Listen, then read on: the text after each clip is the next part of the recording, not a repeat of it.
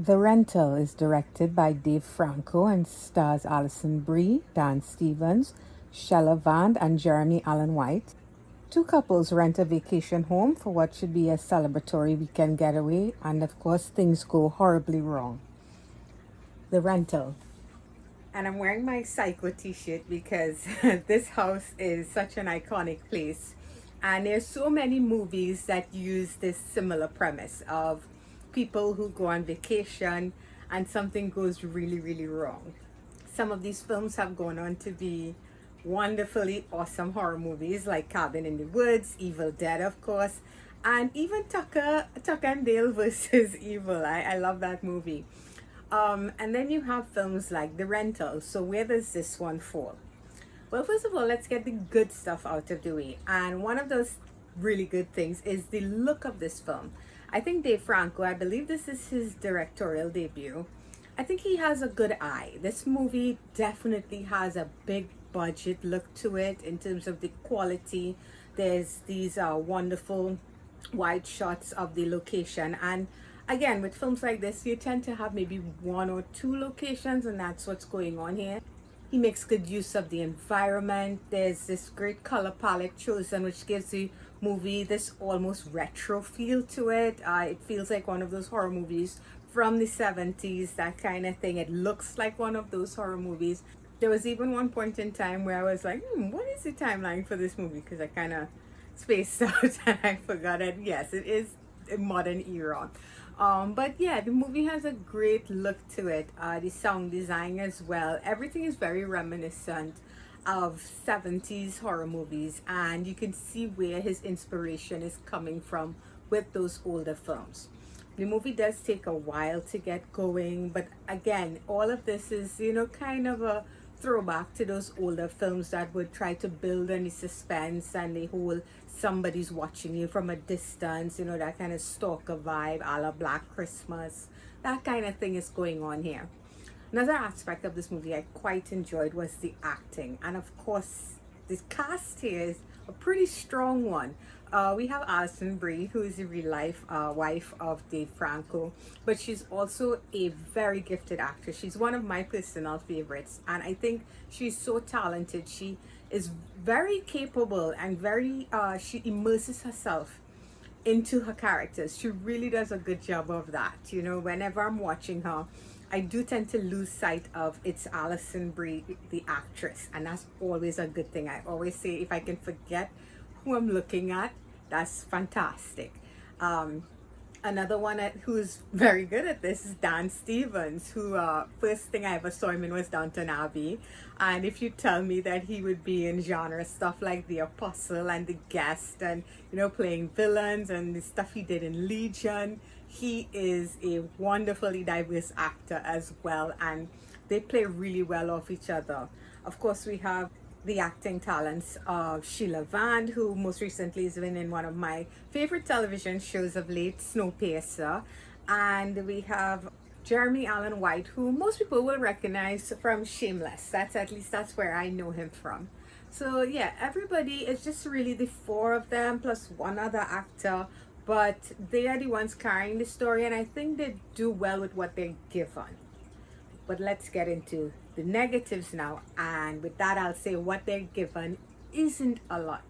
Now, you can take a pretty simple premise and make it into something amazing.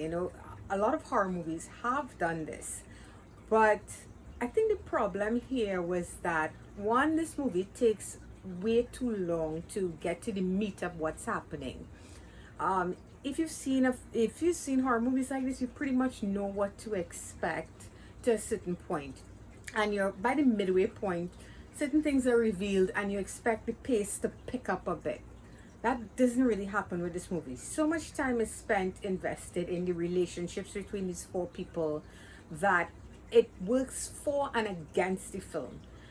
The positive is that the actors do such a good job of making you connect with these characters that you do sympathize and you do fear for them when shit hits the fan. The problem is that stuff takes so long to happen that you're near bored by the time it gets there.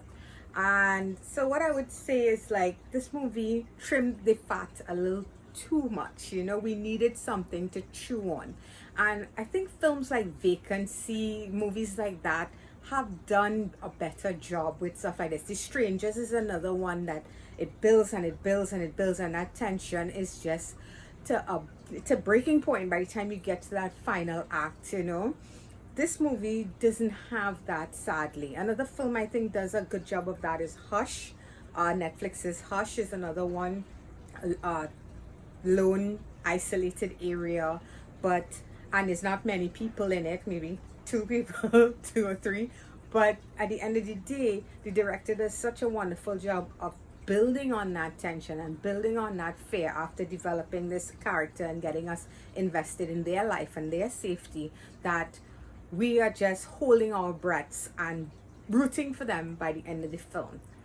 This movie doesn't do that well. It's just it goes on too long, the pacing drags out too much, and by the time stuff happens, there's no real impact. You're just kind of waiting for it to happen.